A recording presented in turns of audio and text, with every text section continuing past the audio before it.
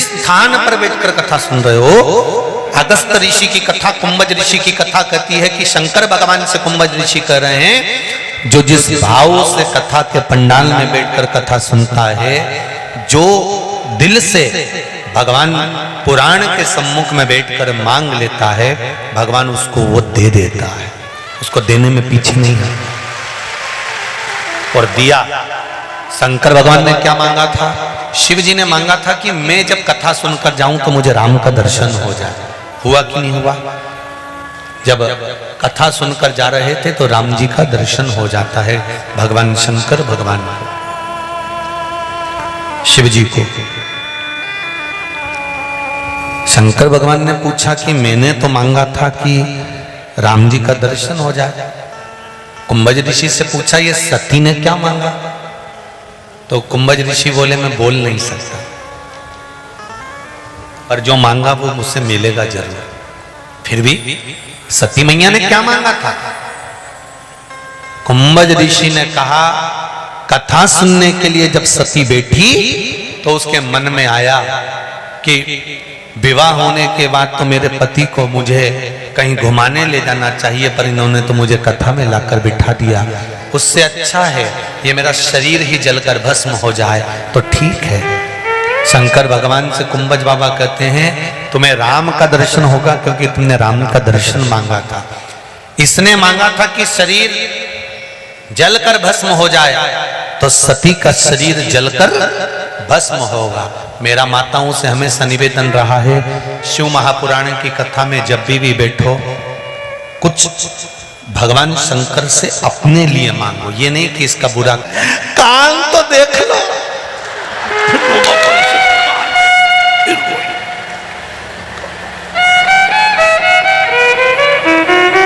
अब कान में से निकाल लिया,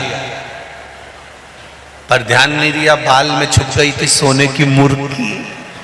तो बहू गले मिलने गई जब अम्मा से, तो सिर पे पल्लू डाल के जोर हुई तो दांत से पतर ली मुर्गी।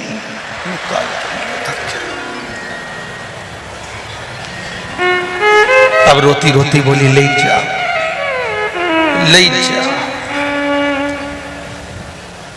और ये हंसने की बात नहीं है, तुम्हारी और हमारी कथा है, यही कि यही हाल होना है और अंतिम समय में प्राण छोड़ के चले जाना है। इतना बड़ा कंडा गाय का गोबर का सूखा हुआ गैस पे जलाएंगे, दिया में धरेंगे, पूरा घर का लोग तो खीर पूड़ी खाएगा और अपने घी शक्कर छोड़ जाएंगे। इतना बड़ा कंडा, इतना, इससे बड़ा कंडा भी नहीं लगाएंगे, इतने बड़े कंजूस हैं। इनके बराबर दुनिया में कोई कंजूस मिलेगा? शमशान में आग लगाने का समय आता है तब भी कह देते हैं, कई समझदार खड़े रहते हैं, 2 कुंटल तो बहुत है, 2 कुंटल में तो ही जाएगा। और वो बेचारा जो जलाने वाला वो कह रहा है कम से कम 2.5 कुंटल तो लो रे। नहीं, हमने तो कई जला दिया, 2 कुंटल में ही जाएगा। कौन याद करेगा? कोई नहीं, कोई किसी को याद नहीं करता। शिव पुराण की कथा कहती है, इस मृत्यु लोक में आने के बाद जो तुम भजन कर रहे हो, शंकर भगवान पर 1 लोटा जल चढ़ा रहे हो, 1 चावल का दाना, 1 बेलपत्र शिव को चढ़ा रहे हो, बस ये जो तुमने करा, पुत्र तुम्हारे साथ हम नहीं देगा, पूत तुमको नहीं तारेगा, पर तुम्हारे द्वारा किया गया जो पुण्य है वो तुम्हें पार लगा देगा, अंत बिंदु तक तुम्हारा पुण्य तुम्हारे साथ।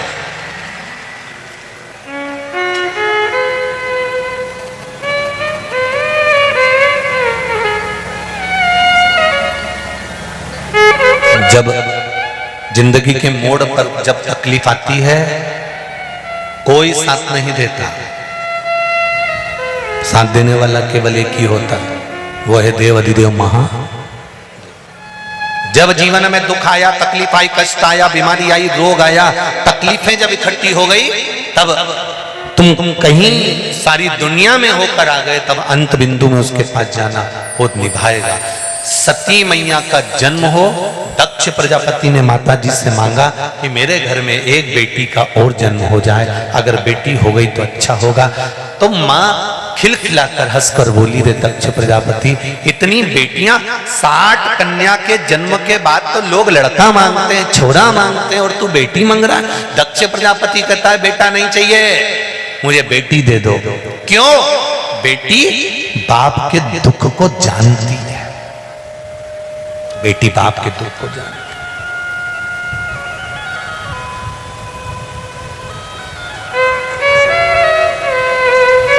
भाई, बेटी जब तक कुंवारी रहती है ना, अपने पिता की थाली में साथ बैठकर अगर भोजन करती है तो उस बाप की कभी अकाल मौत नहीं होती। बेटी अगर पिता के साथ में बैठकर भोजन कर रही है, वो कोई कुंवारी है जब तक, शादी हो गई उसके बाद का नहीं, क्योंकि गोत्र बदल जाता है। विवाह के पहले तो पिता का गोत्र बेटी का रहता है, तो पिता के साथ में बैठकर अगर भोजन कर रही है तो अकाल मृत्यु का हरण कर लेती है बेटी।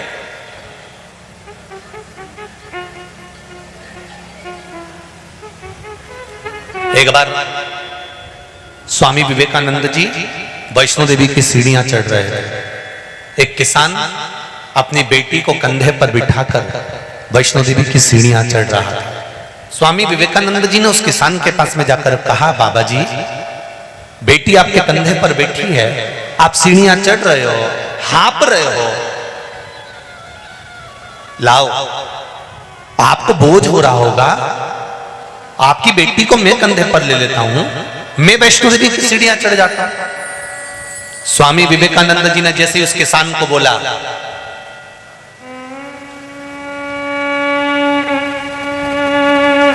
तो किसान ने स्वामी विवेकानंद जी को उत्तर दिया, सुनो स्वामी जी, बेटी बाप के कंधे पर बोझ कभी नहीं होती। जो बेटी बाप के कंधे पर बोझ होती है, फिर वो ना तो बाप होता है ना वो बेटी होती है। बेटी बाप के कंधे के बोझ को हल्का कर दे, वो बेटी होती है। स्वामी जी, मेरे कंधे पर अगर बेटी बैठी हुई है तो ये मुझे बोझ नहीं लग रही है, ये तो मेरे बोझ को हल्का कर रही है। बात करते करते करते करते करते करते हम मंजिल तक पहुंच जाएंगे। जब बेटियां मायके में आती है ना शादी के बाद, इतनी बात करती है कि रात कब निकल जाती है। डोकरी माँ तो तुरंत बहुओं को भी बुरा लगता है कि जीजी आई और मम्मी ने तो इतनी बात करी है, तो तुरंत बहुएं भी कह देती हैं अपने अपने पतियों से, देख लो, तुम देख लो, हमसे तो कभी डोकरी 2 बात नहीं करे और उसकी बेटी आएंगी तो रात रात भर बात कर, तुम देखो।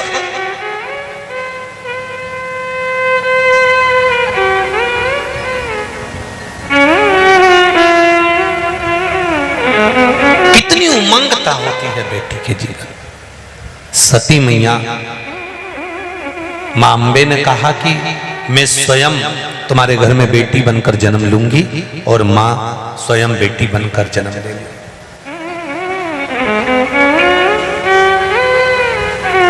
साधारण नहीं होती बेटी। सती मैया ने जन्म लिया, माता प्रसूति के गर्भ से सती जन्मी है।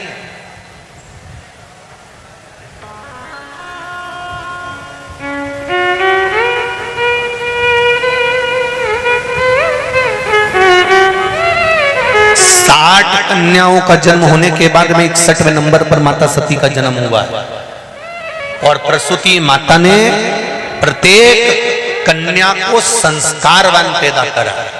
इसलिए आज भी हॉस्पिटल में जहां पर बच्चे का जन्म होता है, उस दरवाजे पर उस कक्ष के ऊपर लिखा होता है प्रसूति कक्ष।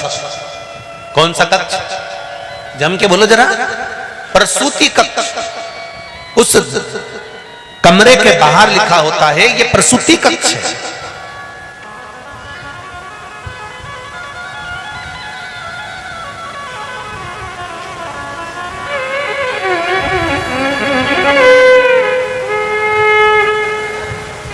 ये कोई दूसरा कक्ष नहीं है।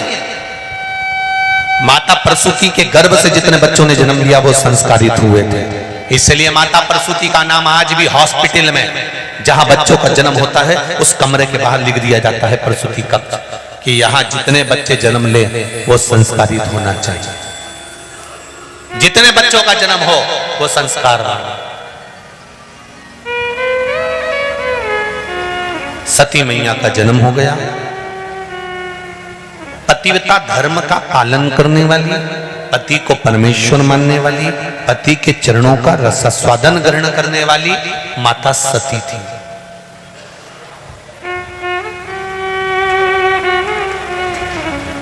भारत की भूमि पर जन्म लेने वाली एक एक बेटी, एक एक बहन, एक एक माता अपने सातित्व की रक्षा करना जानती है, अपने सातित्व की।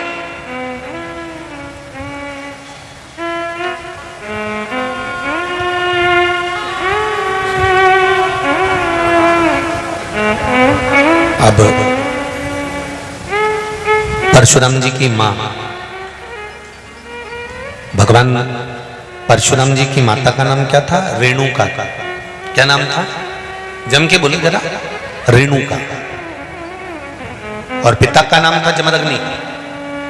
परशुराम जी की मां रेणुका अपने पतिव्रता धर्म का इतना पालन करती थी, इतना पालन करती थी कि उनके पति हमेशा कभी कभी परीक्षा ले लिया करते थे और रेणुका देवी के हाथ में कच्चा घड़ा पकड़ा देते थे। कच्चा घड़ा कैसा? जिस मिट्टी के बर्तन को अग्नि में नहीं तपाया गया, केवल मिट्टी का बर्तन बन गया, बिना अग्नि में तपाए हुए, उसको रेणुका के हाथ में दे दिए गए। रेणुका क्या? और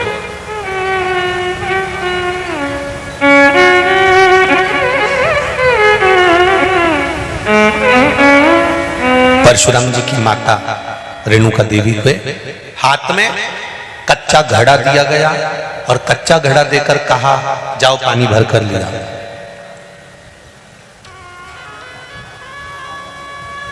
जरा विचार करिएगा, कुम्हार ने उस घड़े को पकाया नहीं है, केवल मिट्टी का बर्तन बनाकर दे दिया गया और इसमें पानी भर कर ला। रेणुका देवी सरोवर में पानी भरने जाती थी और घड़े को हाथ में रखकर कहती थी कि अगर मेरा पति का धर्म प्रबल है, मैं अपने पति की सेवा परमेश्वर मानकर करती हूं, पति के चरणों को रोज प्रणाम करती हूं, पति के चरणों को रोज नमन करती हूं, पति के चरणारविंद का ही केवल वंदन करती हूं, पति के चरणारविंद का ही केवल स्मरण करती हूं, तो इस घड़े में पानी भरा जाए। रेणुका सरोवर में घड़ा लेकर जाती, घड़े में पानी भरती और लेकर वापस घर आ जाती। जरा विचार करना, घड़ा कच्चा रहेगा तो पानी लगते से ही बिखर जाएगा, पानी लगते से ही बेकार हो जाएगा। पक जाता है घड़ा तो फिर उसमें पानी भर सकते हो, पर कच्चे घड़े में पानी कैसे भर सकते हो? पति के चरणारविंद का स्मरण रेणुका करते थे।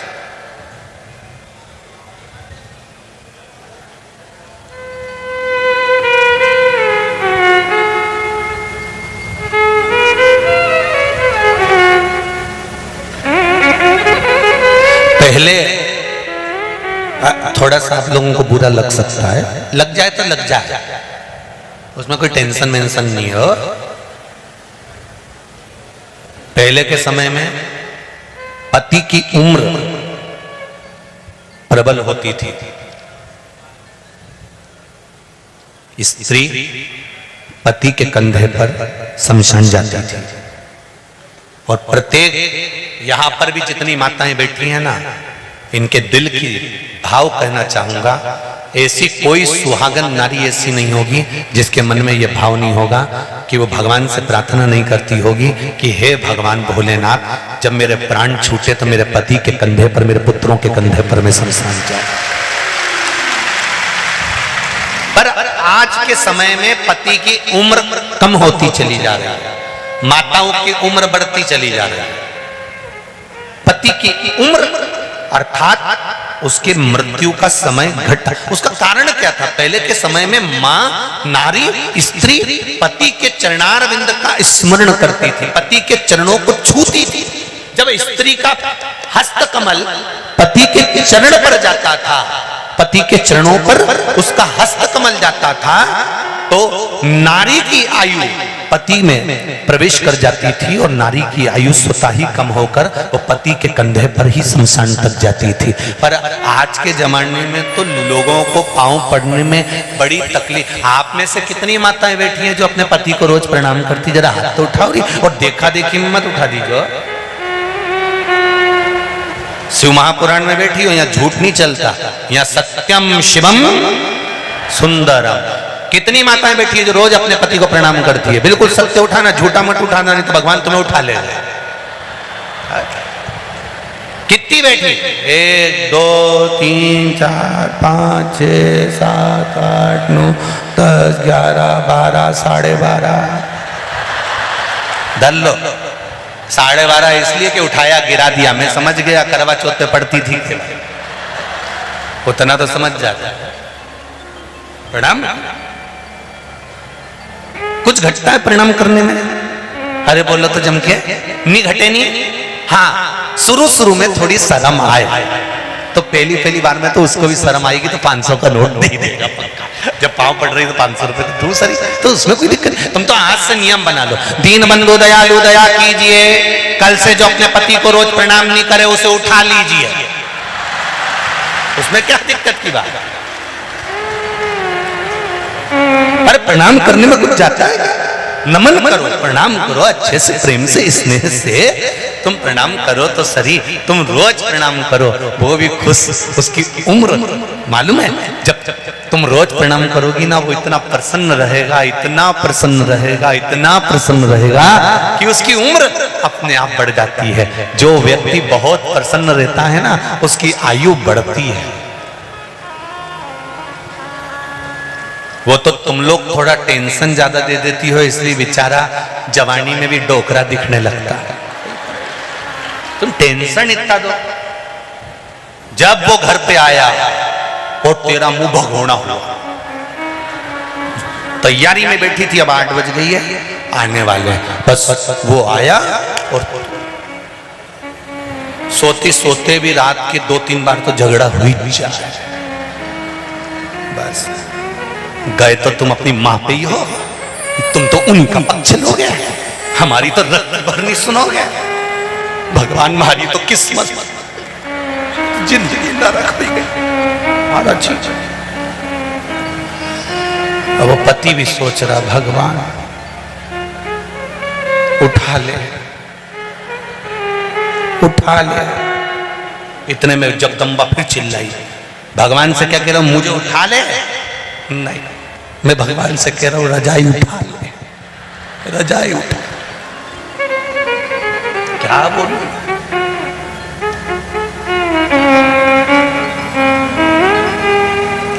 प्रसन्नता होना चाहिए।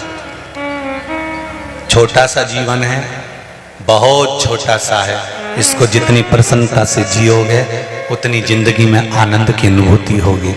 रोकर नहीं। फिर वही वाली बात आ गई है, आग लगे बस्ती में, अरे जम के तो बोलो, अपन रहे हो मस्ती में, क्या किसको रोइए चादर तान के सोइए। अपने को मतलब ही नहीं होना चाहिए कि क्या हो रहा है। तुम तो कोई कुछ भी बोले, तुम तो चकाचक खाओ पियो मौज करो, अपनी जिंदगी का फुल एंजॉय।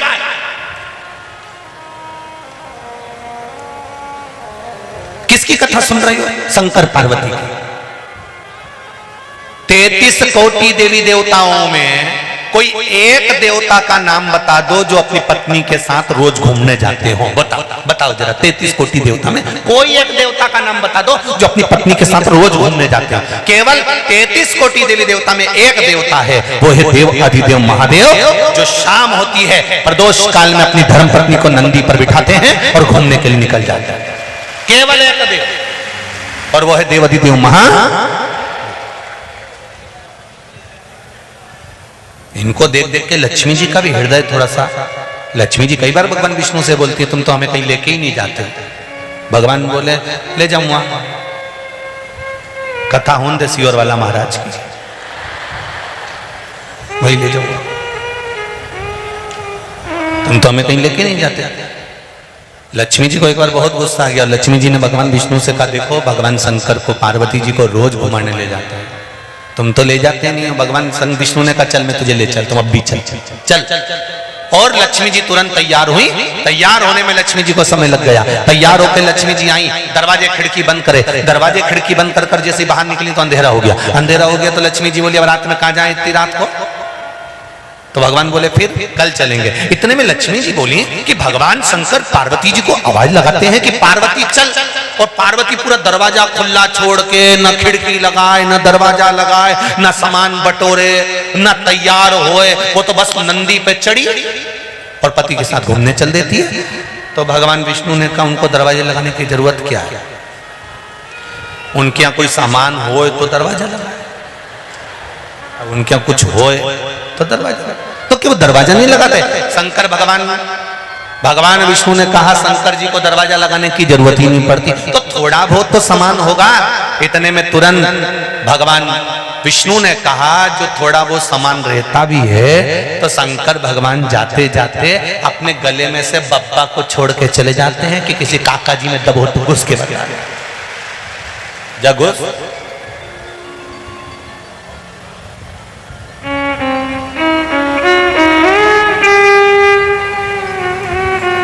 शंकर और पार्वती की कथा कहती है कि भगवान शिव से पूछा गया कि तुम बस आवाज लगाई और पार्वती आपके साथ उठकर चल दी।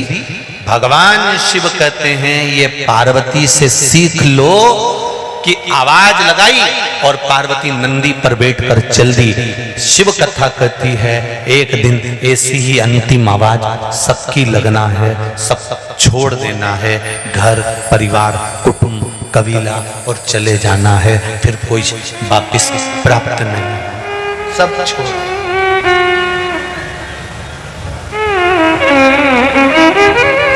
देख लिया संसार हमने देख लिया, सब मतलब किया हमने देख लिया। झूठे नाते झूठे रिश्ते, झूठे नाते झूठे रिश्ते, झूठा है संसार हमने देख लिया, संसार हमने देख लिया। ये संपूर्ण विश्व देखा, कौन कैसा? महाराज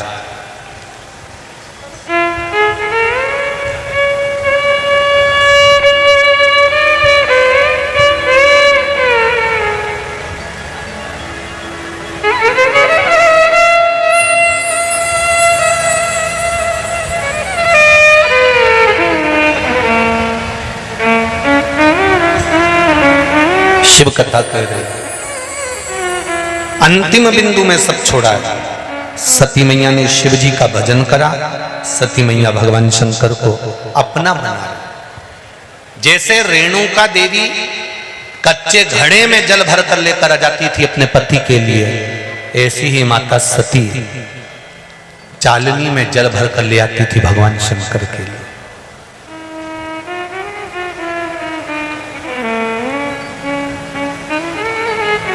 श्रावण शिव महापुराण की कथा चल रही है। सहस्त्र धारा अभिषेक भगवान शंकर का या राम जी का या कृष्ण भगवान का या देवी देवता का जो होता है, शिव महापुराण की कथा कहती है ये सहस्त्र धारा अभिषेक का जो महत्व है, ये माता सती ने भगवान शंकर के लिए किया था। किसने किया था? माता सती।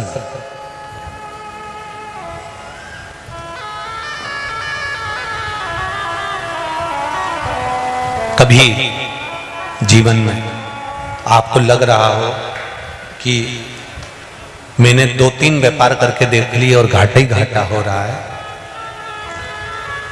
इसमें मुझे तरक्की नहीं मिल रही है, इसमें मुझे उन्नति नहीं मिल रही है, या कर्जा बढ़ रहा है, घट नहीं रहा, और बहुत कर्जा बढ़ रहा है,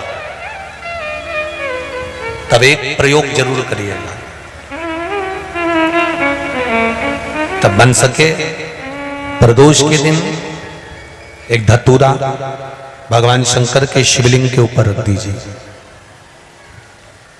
जब तुम्हें लगे कि मैंने 2-3 व्यापार बदल कर देख लिए, चल नहीं रहे, या कर्जा बढ़ रहा है, घट नहीं रहा, तब एक धतूरा भगवान शंकर के ऊपर रख दीजिए। धतूरा रखने का एक नियम होता है। धतूरे की जो डंडी होती है, देखिए छोटी सी डंडी होती है धतूरे में, वो डंडी धतूरे की आप जहां बैठे हो उससे विपरीत होना चाहिए। धतूरे की डंडी आप इधर बैठे हो तो धतूरे की डंडी उधर हो।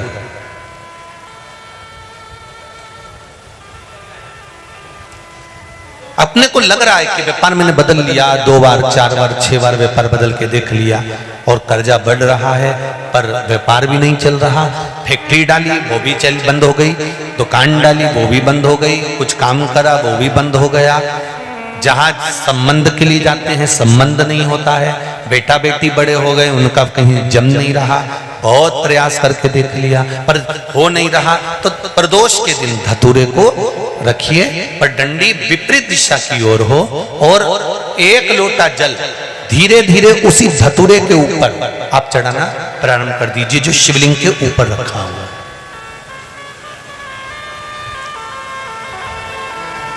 महाराज हटकेश्वर महादेव का नाम लेकर, कौन से महादेव, जम के बोलो जरा, हाटकेश्वर महादेव का नाम लेकर जो जल समर्पित करा जाता है, और उस जल को समर्पित करने के बाद उसी धतूरे को वापस घर में ले आया जाता है, वापिस लिया। उसके बाद तुम जिस कार्य में हाथ डालोगे और जो कार्य करना चाहोगे उसमें सफलता मिलना चालू हो जाएगी, और कर्जा भी धीरे धीरे चूकना प्रारंभ हो जाएगा। संबंध नहीं हो रहे होंगे तो संबंध होना प्रारंभ। कौन सा महादेव, जम के बोलिए जरा, हाटकेश्वर महादेव का स्मरण। हाटकेश्वर बोल, शिव तत्व का सुख अपने आप प्राप्त होने लगे, अपने आप। महाराज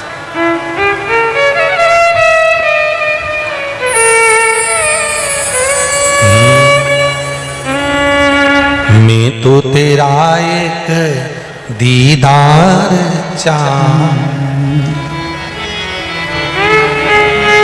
दीवाना तेरा तेरा प्यार।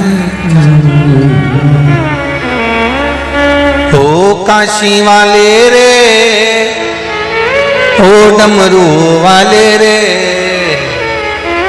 ओ काशी वाले रे, ओ डमरू वाले रे, मेरा दिल तुझ पे कुर्बा, ओ काशी वाले रे, मेरा दिल तुझ पे कुर्बा, ओ काशी वाले रे, मेरा दिल तुझ पे कुर्बा, ओ काशी वाले रे, मेरा दिल तुझ पे कुर्बा, ओ काशी वाले रे, मेरा दिल तुझ पे कुर्बा, ओ डमरू वाले रे, मेरा दिल तुझ पे कुर्बा, ओ डमरू वाले रे, ओ डमरू वाले रे, ओ काशी वाले रे, ओ डमरू वाले रे, ओ काशी वाले रे, डमरू वाले रे, ओ काशी वाले रे, डमरू वाले रे, ओ काशी वाले रे, अब तो हो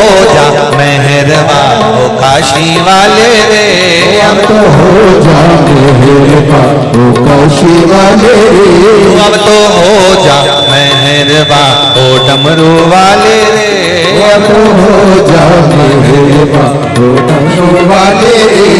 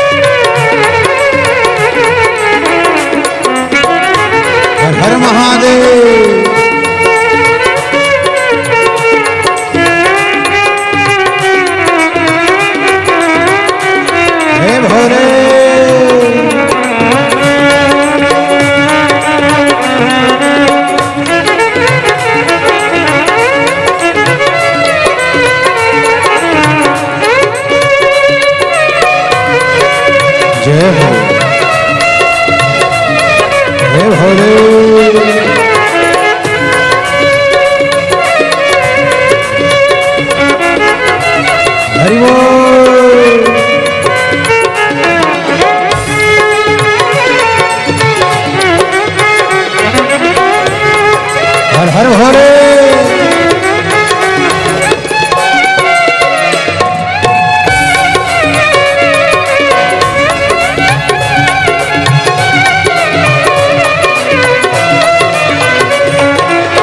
मैं तो तेरा एक दीदार चाहूं, मैं तो तेरा एक दीदार चाहूं, दीवाना तेरा तेरा प्यार चाहूं, दीवाना तेरा तेरा प्यार चाहूं। मैं तो तेरा एक दीदार चाहूं, मैं तो तेरा एक दीदार चाहूं, दीवाना तेरा तेरा प्यार चाहूं, दीवाना तेरा तेरा प्यार चाहूं। ओ काशी वाले रे, ओ डमरू वाले रे, ओ काशी वाले रे, ओ डमरू वाले रे, अब तो हो जा मेहरबान ओ काशी वाले रे, अब तो हो जा मेहरबान ओ काशी वाले रे। मेरा दिल तुझ पे कुर्बान ओ काशी वाले रे, मेरा दिल तुझ पे कुर्बान ओ काशी वाले रे। हरि बोल। शंकर भगवान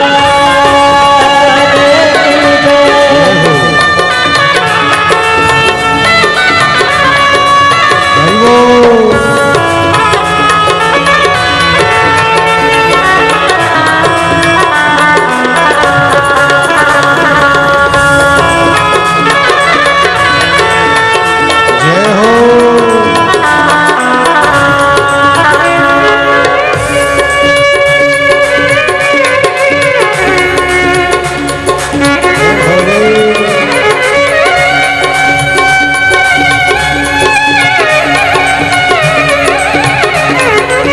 बम भोले।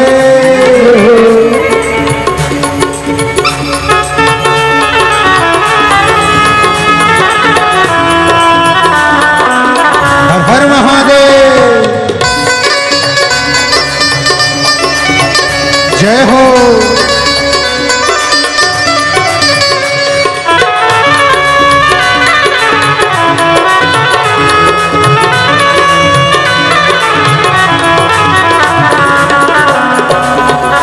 शंभो।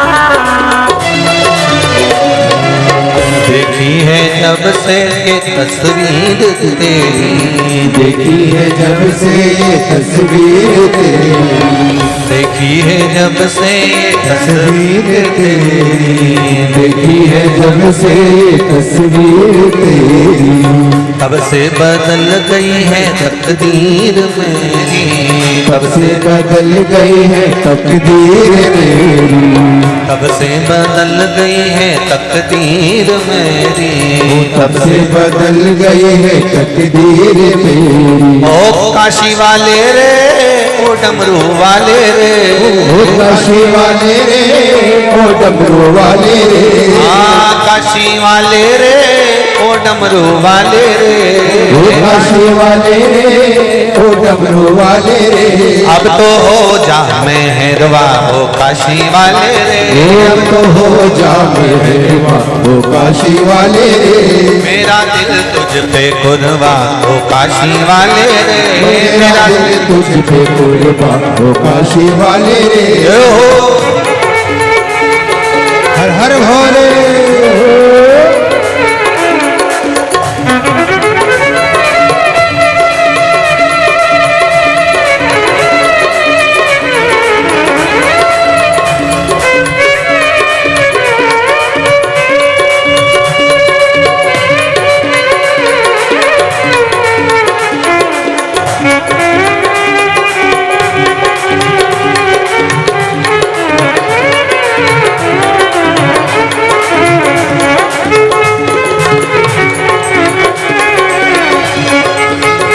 जय हो।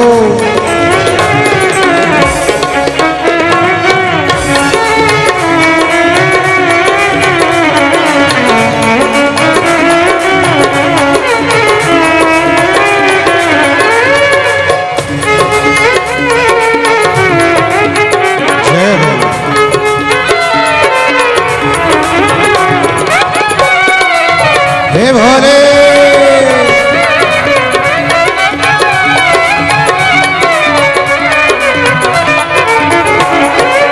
चाहे कुछ भी कहे ये जमाना, चाहे कुछ भी कहे ये जमाना, पागल हुआ एक तेरा दीवाना, पागल हुआ एक तेरा दीवाना। चाहे कुछ भी कहे ये जमाना, चाहे कुछ भी कहे ये जमाना, पागल हुआ एक तेरा दीवाना, पागल हुआ एक तेरा दीवाना। वो काशी वाले रे, वो डमरू वाले रे, वो काशी वाले रे, वो डमरू वाले रे, वो काशी वाले रे, वो डमरू वाले रे, वो काशी वाले रे, वो डमरू वाले रे। वो अब तो हो जा मेहरबान, वो काशी वाले रे, अब तो हो जा मेहरबान, वो काशी वाले रे, वो अब तो हो जा मेहरबान, वो काशी वाले रे, अब तो हो जा मेहरबान, वो काशी वाले रे। ओ मेरा दिल तुझ पे कुर्बान, वो काशी वाले रे, मेरा दिल तुझ पे कुर्बान, वो काशी वाले रे।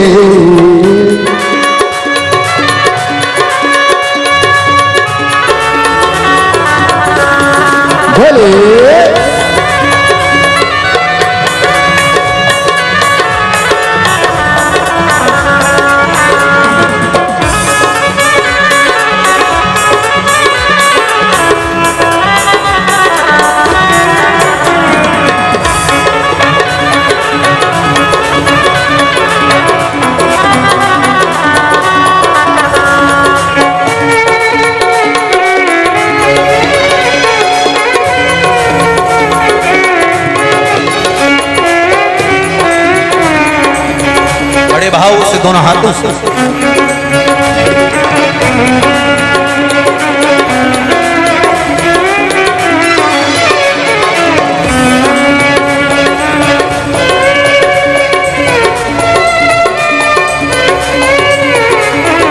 काशी वाले रे, ओ डमरू वाले रे, काशी वाले रे, ओ डमरू वाले रे, हाँ काशी वाले रे, ओ डमरू वाले रे, काशी वाले रे, ओ डमरू वाले रे। अब तो हो जा मेहरवा, ओ काशी वाले रे, अब तो हो जा मेहरबा, ओ काशी वाले रे, अब तो हो जा मेहरबा, ओ काशी वाले रे, अब तो हो जा मेहरबा, ओ काशी वाले रे। मेरा दिल तुझ पे कुर्बा, ओ काशी वाले रे, ओ मेरा दिल तुझ पे कुर्बा, ओ काशी वाले रे, मेरा दिल तुझ पे कुर्बा, ओ काशी वाले रे, ओ मेरा दिल तुझ पे कुर्बा, ओ काशी वाले रे। हर हर भगवान शिव की कथा कहती है, जीवन का सुख उसके चरणानंद में है। आज श्रावण महीने की शिवरात्रि है। आप और हम सब मिलकर बाबा देवाधिदेव महादेव की पावन कथा का जो मूल मंत्र है, उस मंत्र का जाप सभी लोग अपने अपने स्थान पर बैठकर करेंगे और निवेदन करेंगे देवाधिदेव महादेव से कि जीवन का सब सुख आपके चरणों से हमें प्राप्त हो। श्री शिवाय नमस्तु, श्री शिवाय नमस्तु, श्री शिवाय नमस्तु, श्री शिवाय नमस्तु, श्री शिवाय नमस्तु। भोला सब दुख ओ भोला सब दुख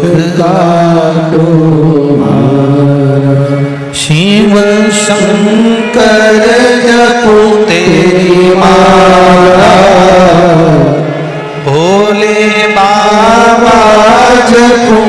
इतनी माला, भोला सब दुख काटो मारा। ओ भोला सब दुख काटो मारा। भगवान भूत अधिपति भूतेश्वर भगवान शिव जो जीवन का एक सुख प्रदान करने वाले। सती मैया के साथ में भगवान देवाधिदेव महादेव का मंगल विवाह हुआ। भगवान का मंगल विवाह सती जी के साथ में हुआ। विवाह करने के बाद भगवान शिव माता सती को कुंभज बाबा के आश्रम में ले गए।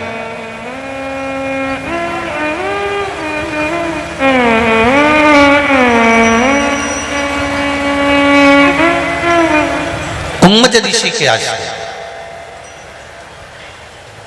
और आपको एक बात पहले भी कथा में कही, आप लोगों को स्मरण में होगी। शंकर भगवान और सती माता दोनों कुंभज ऋषि के आश्रम में बैठकर कथा सुन रहे हैं।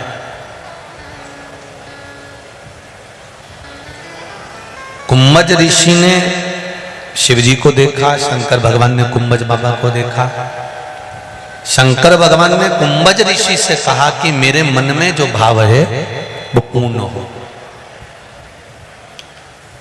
अगस्त ऋषि कुंभज ऋषि ने कहा, भोलेनाथ जी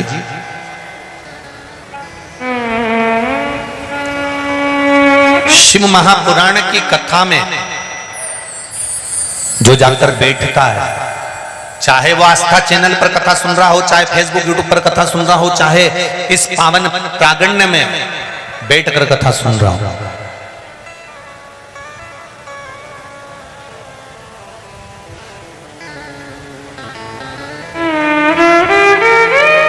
जहां भी बैठकर कथा सुन रहा हो,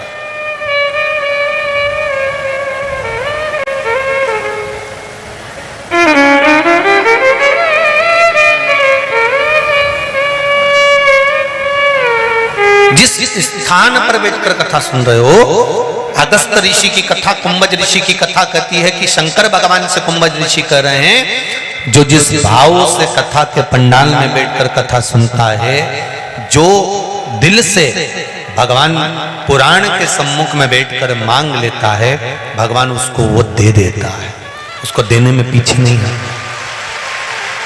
और दिया। शंकर भगवान ने क्या मांगा था? शिव जी ने मांगा था कि मैं जब कथा सुनकर जाऊं तो मुझे राम का दर्शन हो जाए। हुआ कि नहीं हुआ? जब कथा सुनकर जा रहे थे तो राम जी का दर्शन हो जाता है, भगवान शंकर भगवान को, शिव जी को। शंकर भगवान ने पूछा कि मैंने तो मांगा था कि राम जी का दर्शन हो जाए। कुंभज ऋषि से पूछा, ये सती ने क्या मांगा? तो कुंभज ऋषि बोले, मैं बोल नहीं सकता, पर जो मांगा वो मुझसे मिलेगा जरूर। फिर भी सती मैया ने क्या मांगा था? कुंभज ऋषि ने कहा, कथा सुनने के लिए जब सती बैठी तो उसके मन में आया कि विवाह होने के बाद तो मेरे पति को मुझे कहीं घुमाने ले जाना चाहिए, पर इन्होंने तो मुझे कथा में लाकर बिठा दिया। उससे अच्छा है ये मेरा शरीर ही जलकर भस्म हो जाए तो ठीक है। शंकर भगवान से कुंभज बाबा कहते हैं, तुम्हें राम का दर्शन होगा क्योंकि तुमने राम का दर्शन मांगा था। इसने मांगा था कि शरीर जलकर भस्म हो जाए, तो सती का शरीर जलकर भस्म होगा। मेरा माताओं से हमेशा निवेदन रहा है, शिव महापुराण की कथा में जब भी बैठो, कुछ भगवान शंकर से अपने लिए मांगो। ये नहीं कि इसका बुरा कर दो, कि इसका बेकार कर दो, नहीं, अपने लिए मांगो। एक पत्र आया है, देखिए।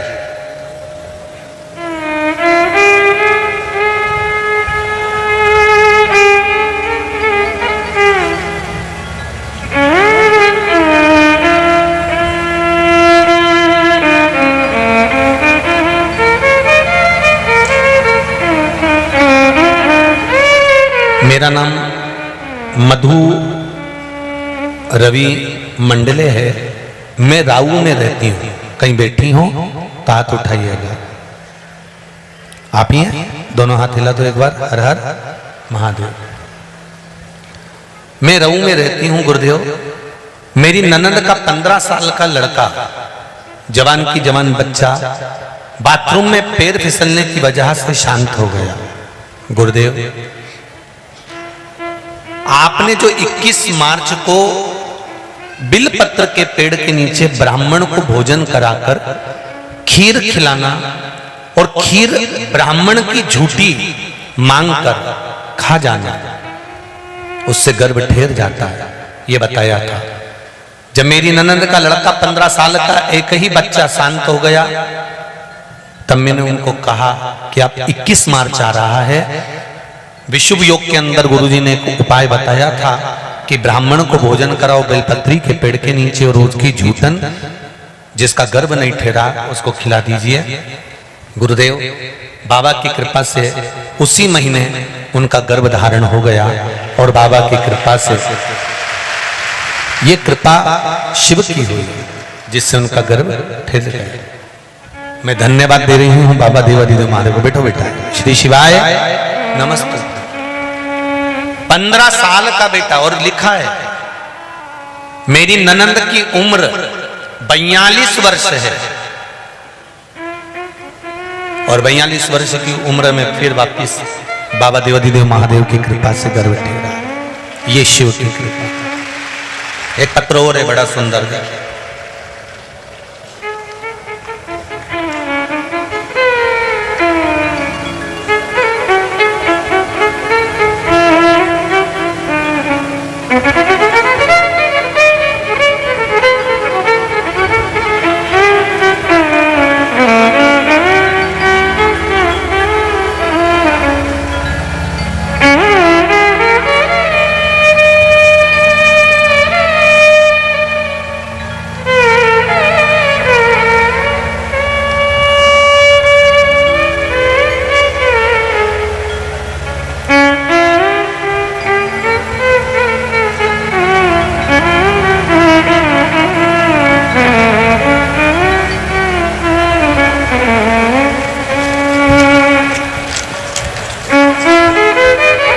सरोज चौहान 10/2 आस्था पैलेस नोबल स्कूल के पास इंदौर। कहीं बैठी हो तो हाथ आप ही हैं, हाथ हिला तो एक बार, हर हर महादेव। गुरुदेव चरणों को वंदन। मेरी काकी को कैंसर हो गया था, डॉक्टर ने कह दिया था कि आखिरी स्टेज है। गुरुदेव, उनकी बेटी उन्हें उज्जैन ले गई थी तो मुझे भी ले गई थी। बेटी की सास ने हमें एक रुद्राक्ष दिया और कहा इसका अभिषेक करके इसका पानी पिलाओ। हमने वैसा ही किया और श्री शिवाय नमस्तुभ्यम का जाप भी करने लगे। लगातार शिवजी पर 1 लोटा जल और रुद्राक्ष का जल पिलाना प्रारंभ करा। 3 दिन बाद उनका बेटा आया और बॉम्बे हॉस्पिटल के सामने वाले हॉस्पिटल में लेकर गया। डॉक्टर ने कहा कि अब इनको जो कैंसर बताया था वो कैंसर लास्ट स्टेज का नहीं है, वो कैंसर ठीक होना चालू हो गया है और अब उनको पूर्ण तरह से आराम है, वो स्वस्थ हो गई है। श्री शिवाय नमस्तुभ्यम। बैठिए मां, बैठिए। श्री शिवाय नमस्तुभ्यम। शिव कृपा। फिर निवेदन करूंगा, 1 लोटा जल जो आप शंकर भगवान को चढ़ा रहे हो, मंदिर मंदिर में जाकर प्रतिदिन 1 लोटा जल जो समर्पित कर रहे हो और उस जल को लाकर पूरे घर में छीट रहे हो या आचमन कर रहे हो, वो जल साधारण नहीं है। ना जाने कितनी औषधि का फल वो जल है। सारी समस्या का हल 1 लोटा जल, उसको साधारण ना समझो।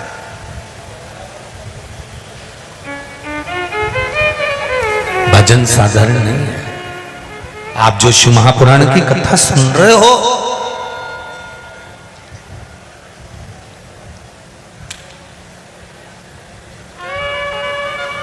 एक पत्र जीतू भैया पटवारी जी के लिए भी आया है।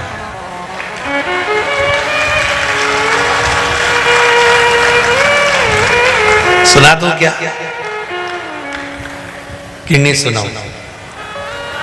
सुनी लो।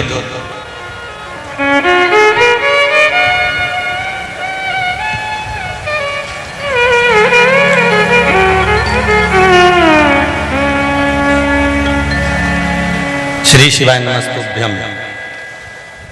नाम तो लिखती रही जी। गुरुदेव जीतू भैया पटवारी जब खड़े होते हैं तो कार्यकर्ता हमको अच्छे से बिठा देते हैं, और जीतू भैया पटवारी जब खड़े नहीं होते हैं तो कार्यकर्ता भी हमको जो ब्लॉक खाली होता है ना उसमें भी नहीं बैठने देते। तो हमारा जीतू भैया पटवारी जी से निवेदन है कि हमारे क्षेत्र के जीतू भैया हमेशा खड़े रहें तो कम से कम हमको बैठने के लिए जगह अच्छे से मिला देते हैं। वाह भैया जीतू भैया, कुछ तो है, दम तो है।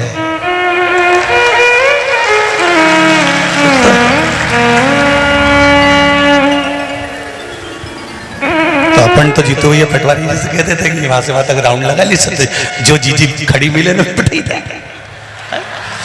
शंभो, प्रेम है आप लोगों का, स्नेह आनंद है। शिव पुराण कर रहे हैं, भगवान शंकर की कथा कर रहे हैं,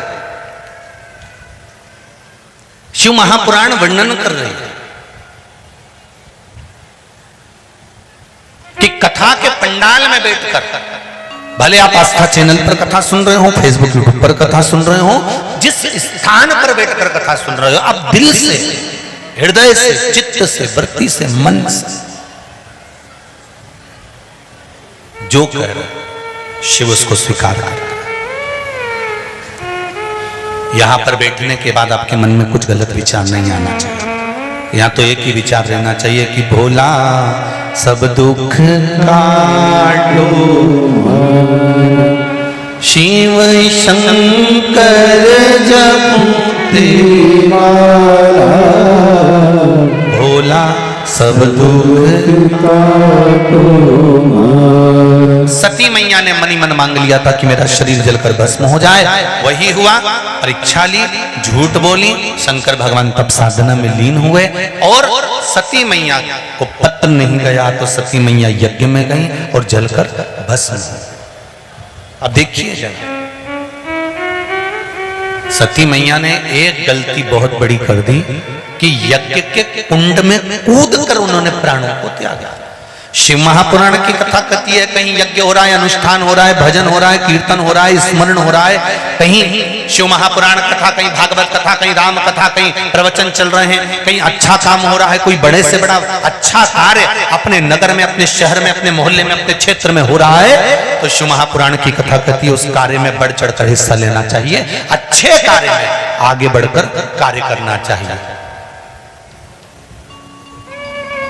पर सती मैया ने जो गलती करी वो गलती कभी मत करना।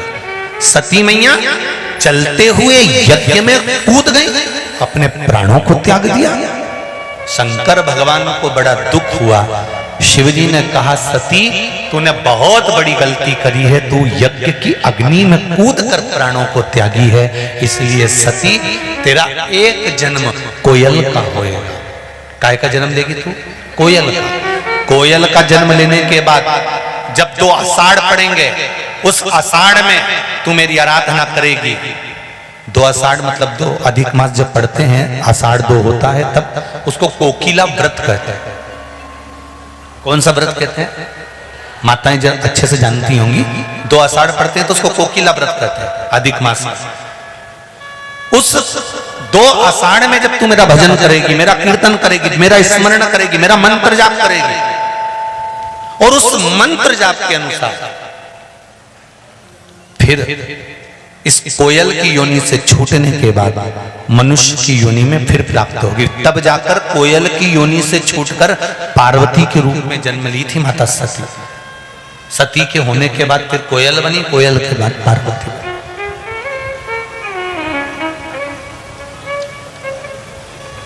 कोयल के बाद पार्वती। जैसे श्रावण महीने का अधिक मास, श्रावण महीने का शिवरात्रि आती है, तो आज अपन लोग सब अपने अपने घरों में बैठकर अभिषेक करेंगे। घरों में बैठकर क्यों अभिषेक करेंगे? कहा गुरुजी मंदिर में हम पार्थिव शिवलिंग बनाए या यहाँ बैठकर बनाए तो क्या नहीं बना सकते? नहीं, घर पर बैठकर अभिषेक इसलिए करो क्योंकि शिवरात्रि श्रावण महीने की है। इस दिन माता लक्ष्मी 33 कोटि देवी देवताओं के साथ जहां पार्थिव शिवलिंग का निर्माण होता है उस स्थान पर कुबेर का भंडार भरने के लिए तत्पर खड़ी रहती है, इसलिए घर पर करो। जो बाहर से आए हैं उनके लिए यहाँ व्यवस्था वो कर ले, मना नहीं, परंतु जहां तक हो सके अपने अपने घरों में शाम को 7 बजे से 8 बजे तक आज बैठकर, और टीवी की आवाज कम नहीं होना चाहिए, ना मोबाइल की आवाज कम, दमदारी से चालू कर कर हर गली गली मोहल्ला मोहल्ला क्षेत्र क्षेत्र में भगवान शंकर का गुणगान की आवाज आना चाहिए, जिससे प्रत्येक संसार का कोई पापी से पापी जीव हो उसका भी उद्धार हो जाए, उसका भी कल्याण हो जाए। करो।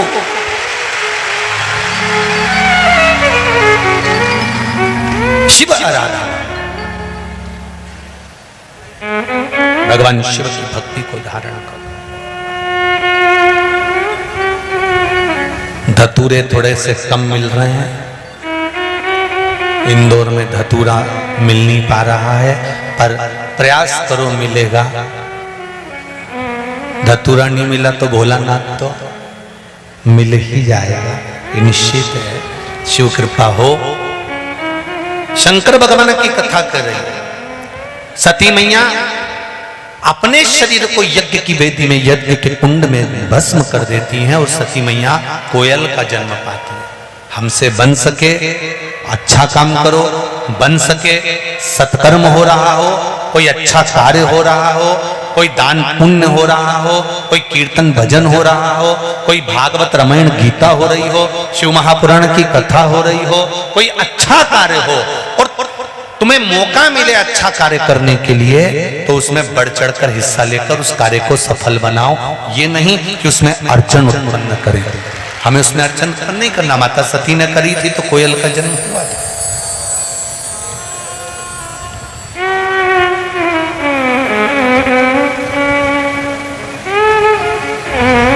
सती मैया कर गई गलती।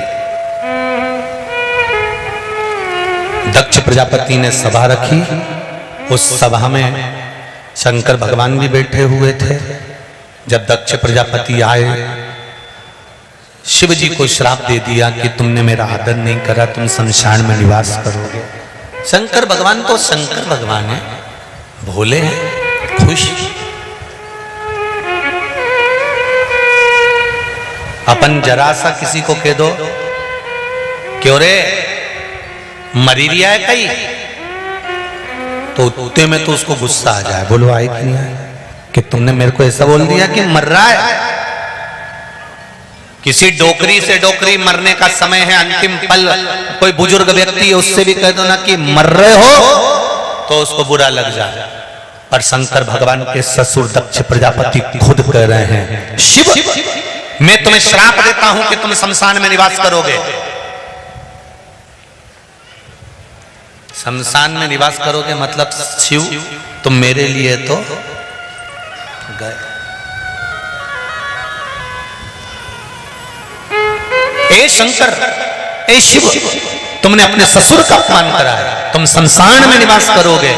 शंकर भगवान प्रसन्न हो गए, खूब नाचे, खूब नाचे। भगवान विष्णु ने पूछा, प्रभु तुम्हें श्राप लगा है, तुम शमशान में निवास करोगे और तुम नाच रहे हो?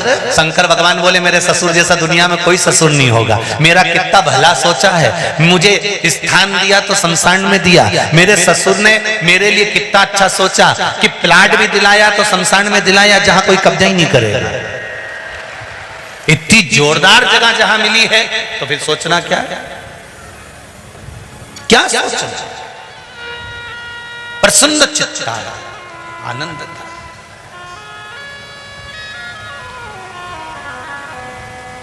दक्ष प्रजापति ने कहा, शंकर मैंने तुम्हें श्राप दिया, तुम्हारे मन में ग्लानि उत्पन्न नहीं, तुम्हारे मन में खेद उत्पन्न नहीं होगा? बाबा भोलेनाथ जी कहते हैं, तुमने जो श्राप दिया ये भी मेरे ही कहने पे दिया है। संसार का एक पत्ता भी अगर हिलता है तो शिव कहते हैं मेरे इशारे से हिलता है। अगर कोई रोग हो गया, बीमारी हो गई है, तकलीफ हो गई है, कोई कष्ट हो गया है, शिव जी कहते हैं वो तेरे कर्म के कारण हुआ है, पर उस कर्म को काट सकता हूं तो मेरा अगर तू भजन कर रहा है, स्मरण कर रहा है, कहीं ना कहीं तू मुझे याद कर रहा है, तो ये निश्चित है कि तेरा दुख कटेगा।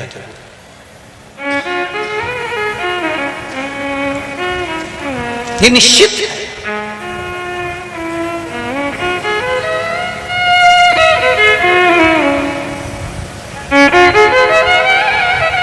आपका घर का जो द्वार होता है, घर का जो दरवाजा होता है,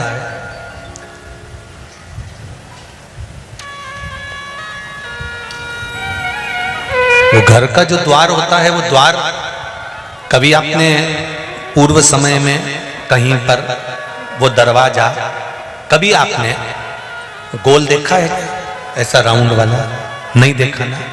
पुराने समय में छोटे से छोटा दरवाजा बनता था पर चौकोर बनता था। कैसा दरवाजा बनता था? चौकोर। जो दरवाजे की चौखट होती थी वो हमेशा चौकोर रही है, उसको गोलाकार में शिवलिंग की आकृति जैसा उसको नहीं काटा जाता।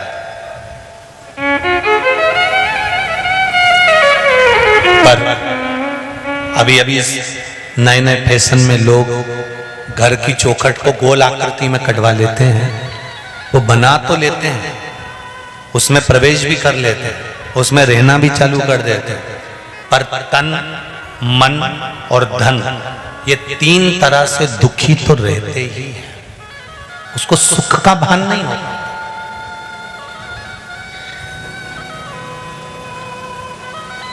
चौखट का नियम है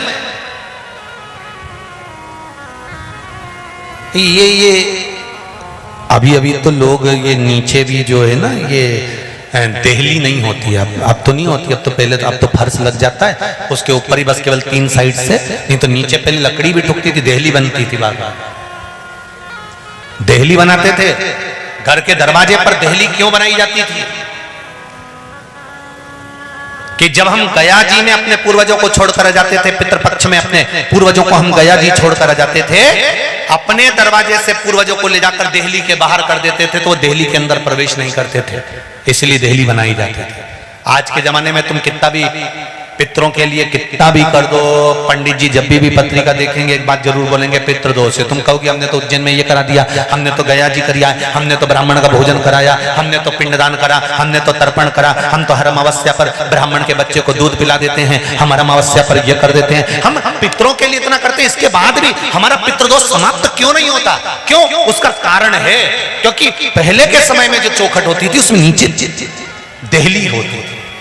देहली से बाहर जाते थे और पिंड छोड़ देते थे, तो फिर वो प्रवेश नहीं करते थे। अब दरवाजे पर देहली नहीं है, जमीन एकदम फ्लैट चौखट बनी है, पर देहली गायब है। पुराने मकान देखे किसी ने? अरे बोलो तो जम के जरा देखें, उसमें भी देहली का भाव। हम जान तो पाते नहीं है, हमने तो आजकल फैशन पकड़ लिया बस कि भैया आज के जमाने में सब फैशन चल रहा है, आज के जमाने में गोल चौखट का फैशन चल रहा है। अरे शिव महापुराण का संवाद करता है, शंकर भगवान के शिवलिंग का मात्र स्पर्श होना चाहिए, ये नहीं कि तुम अंदर प्रवेश करो।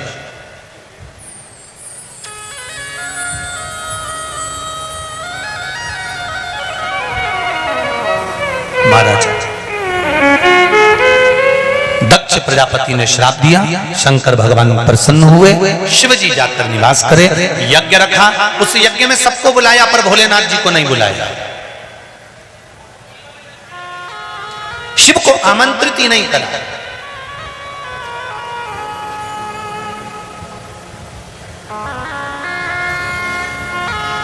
और जहां शिव नहीं वहां कुछ नहीं। अकाल मृत्यु वो मरे जो काम करे चंडाल का, काल उसका क्या बिगाड़े जो भक्त हो महाकाल का। शंकर की उपासना करने वाला कभी दुखी नहीं रह सकता, कभी दुखी नहीं। एक गौतम बाबा और माँ अहिल्या की कथा आपने सुनी होगी कि गौतम ऋषि की धर्म पत्नी माता अहिल्या को गौतम ऋषि ने श्राप दे दिया था।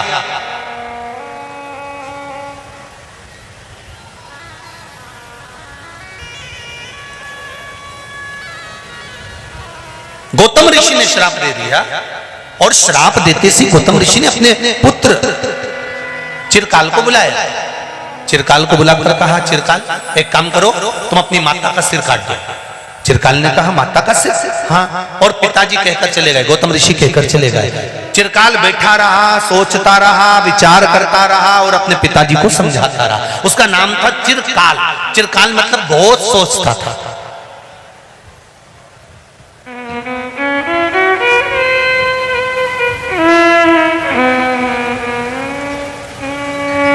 जब चिरकाल पिता गौतम ऋषि को समझाते हैं कि पिताजी, इसमें माता की कोई गलती नहीं है, कोई गलती नहीं।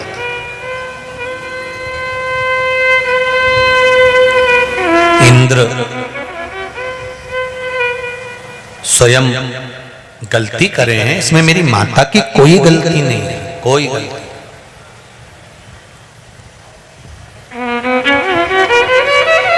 माने नहीं गौतम ऋषि, श्राप दे दिया, तुम यहीं पर इसी कुटिया के बाहर बैठी रहो। चिरकाल ने अपनी माता को एक ही बात कही कि माँ, तुम यहाँ बैठकर भगवान शिव की आराधना करो, राम की आराधना करो, कृष्ण की आराधना करो, तुम यहीं बैठकर भगवान का भजन करो। शिव आराधना में अहिल्या गौतम ऋषि की धर्म पत्नी ऐसी डूब गई, मट्टी का ढेला पड़ गया, शरीर पत्थर जैसा हो गया। शरीर पत्थर जैसा हुआ, राम जी का आगमन हुआ, राम जी के चरण का छूना हुआ और अहिल्या तर गई। अहिल्या की आंख में जल भर गए। माता अहिल्या रोते रोते बोली कि प्रभु, एक निवेदन आपसे करना चाहती हूँ। भगवान बोले, बोलो कौन सा निवेदन है? राम जी ने पूछा। मेरा निवेदन केवल इतना है कि मैंने भजन शंकर भगवान का करा था और दर्शन आपका हुआ है। राम जी कहते हैं, शिव राम में कोई अंतर नहीं है, देवाधिदेव महादेव की आज्ञा थी, इसलिए मैंने स्वयं आकर आपको दर्शन दिया है। और सुनो अहिल्या, आप चिंता मत करना, जब तुम्हारे पति गौतम ऋषि पर गौ हत्या का दोष लगेगा और गौ हत्या के दोष के कारण तुम्हारे पति को ऋषि, संत, साधु, सन्यासी, तपस्वी सब धक्के मारकर बाहर निकाल देंगे, तब तुम शिव की आराधना जब करोगी तब भगवान शंकर का दर्शन तुमको अवश्य हो।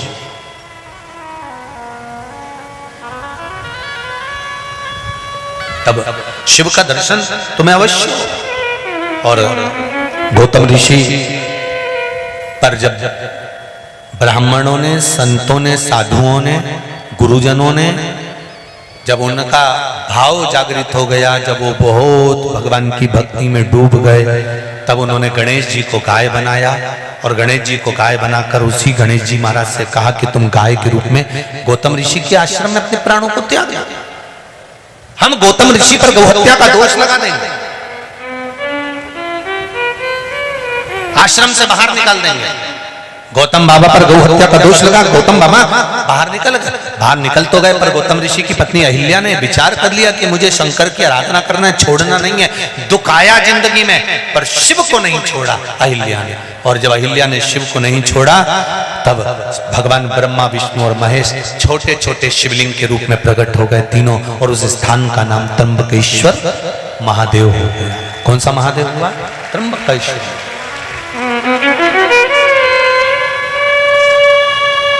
वो त्र्यंबक और त्र्यंबकेश्वर महादेव विश्वास का प्रतीक है। वो बताते हैं कि विश्वास अर्थात माता अहिल्या पर कितना दुख आया, पत्थर का ढेला बन गई, चरण छुआ, स्त्री बन गई, वहां से छूटी, यहाँ आई, यहाँ आने के बाद भी दुख पीछा नहीं छोड़ा। तो आप जरा विचार करो कि संत की पत्नी अहिल्या, गौतम ऋषि, साधु, सन्यासी, तपस्वी, साधक, उपासक इतने प्रबल थे, जब उनको दुख सहन करना पड़ रहा है, तो आप और हम कहीं अलग से आए हैं। बस इतना याद रखना, माता अहिल्या ने भी शंकर भगवान के चरण पकड़ कर रखे थे, तो नैया पार हो गई। हम भी अगर शंकर भगवान के चरण पकड़ कर रखेंगे तो निश्चित है कि हमारी नैया भी पार हो।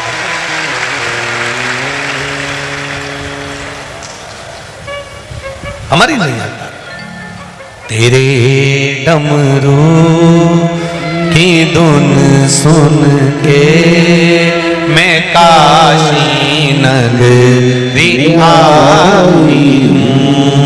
तेरे डमरू की धुन सुन के मैं काशी नगरी आई। आज शिवरात्रि है, श्रावण महीने की। दोनों हाथों से बड़े प्रेम से भगवान से निवेदन करते हुए आओ के साथ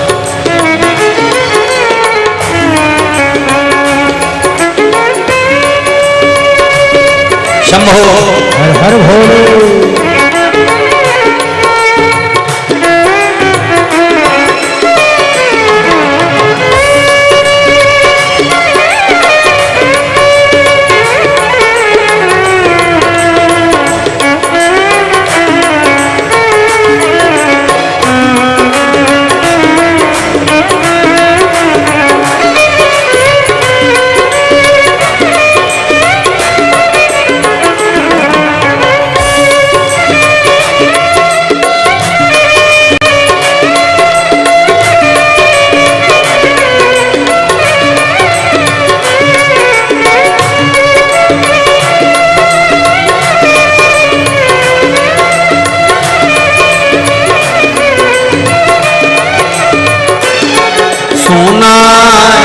हमने ओ भोले तेरी काशी में गंगा है। सुना है हमने ओ भोले तेरी काशी में गंगा है। सुना है हमने ओ भोले तेरी काशी में गंगा है।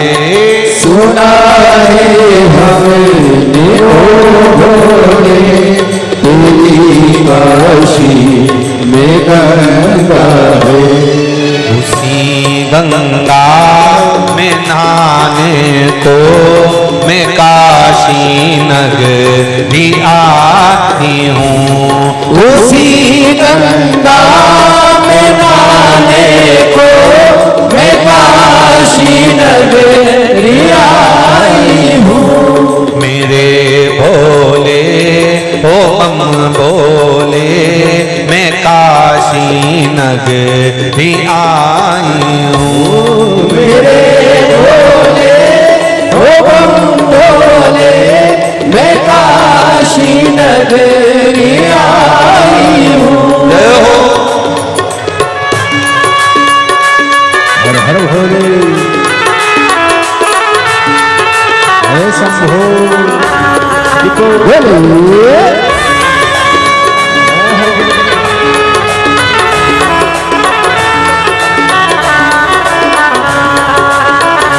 बम बम भोले जय हो।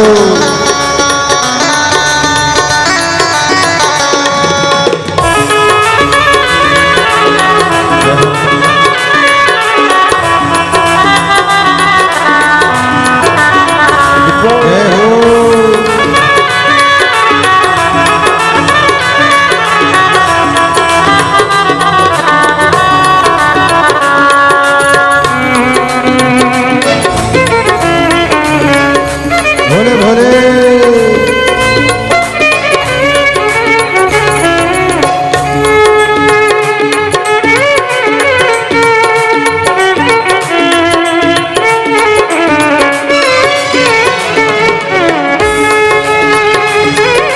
हर हर महादेव।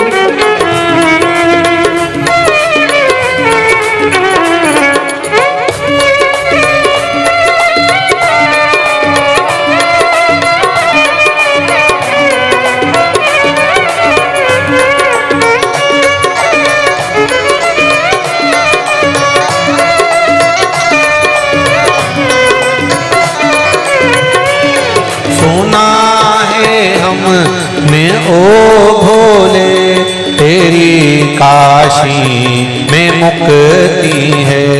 सुना है हमने ओ भोले तेरी काशी में मुक्ति है।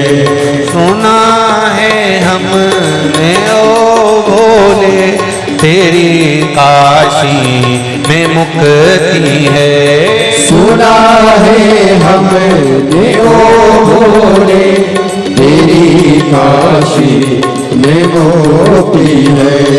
उसी को पाने को मैं काशी नगरी आई हूँ।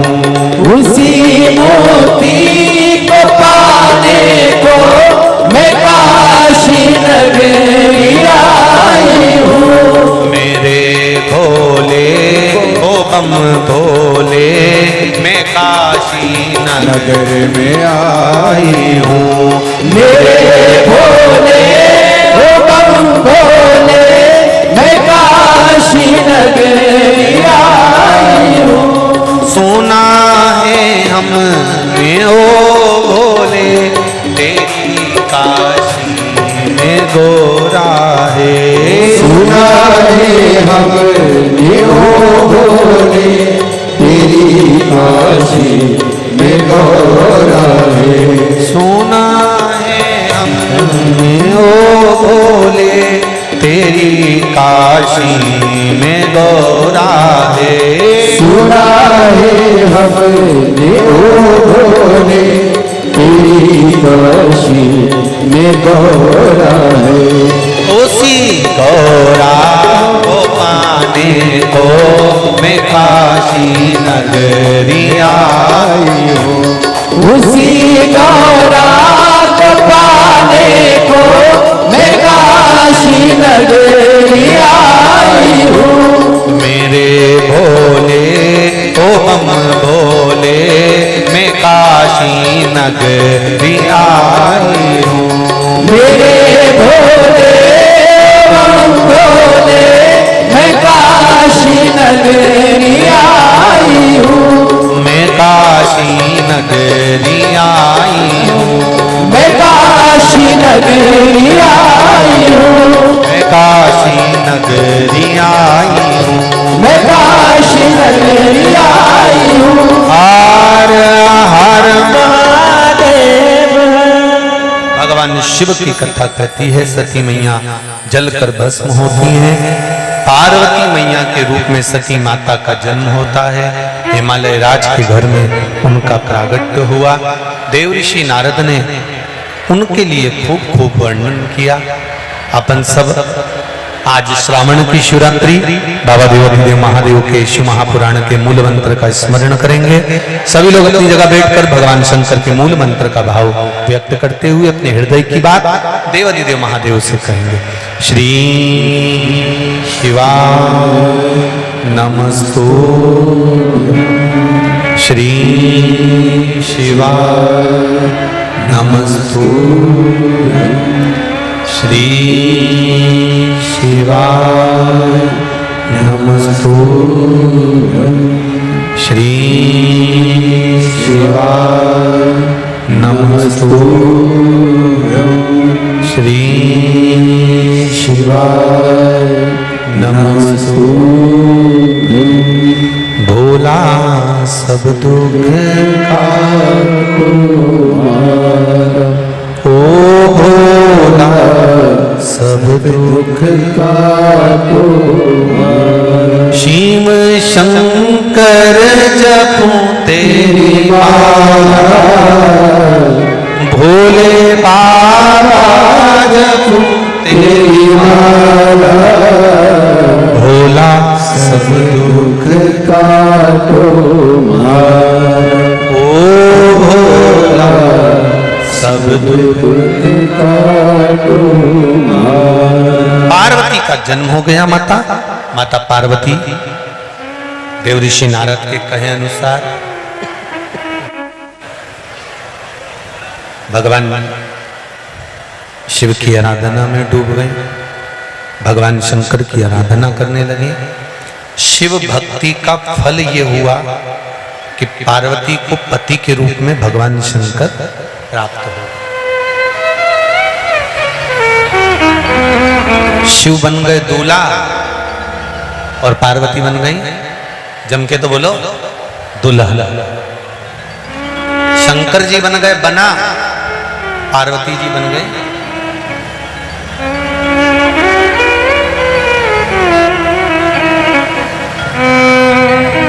देखिए, माता पार्वती जी ने भी पार्थिव शिवलिंग का निर्माण करा, सती माता ने पार्थिव शिवलिंग का निर्माण करा, राम जी ने पार्थिव शिवलिंग का निर्माण करा, भगवान कृष्ण ने पार्थिव शिवलिंग का निर्माण करा, भगवान विष्णु ने पार्थिव शिवलिंग का निर्माण करा, भगवान ब्रह्मा ने भी पार्थिव शिवलिंग का निर्माण करा। शिव महापुराण की कथा कहती है, आपको और हमको भी आज ये संजोग लगा है श्रावण महीने की शिवरात्रि का, आप और हम भी शाम को 7 बजे से 8 बजे तक आस्था चैनल के माध्यम से, फेसबुक यूट्यूब के माध्यम से 1 घंटे भगवान शंकर की आराधना आप पहले से पार्थिव शिवलिंग बनाकर थाली के अंदर रख लें, और ठीक शाम को 7 बजे जब पूजन प्रारंभ हो, ब्राह्मण देवता जब पूजन कराए, आप और हम जजमान बनकर पूजन करें।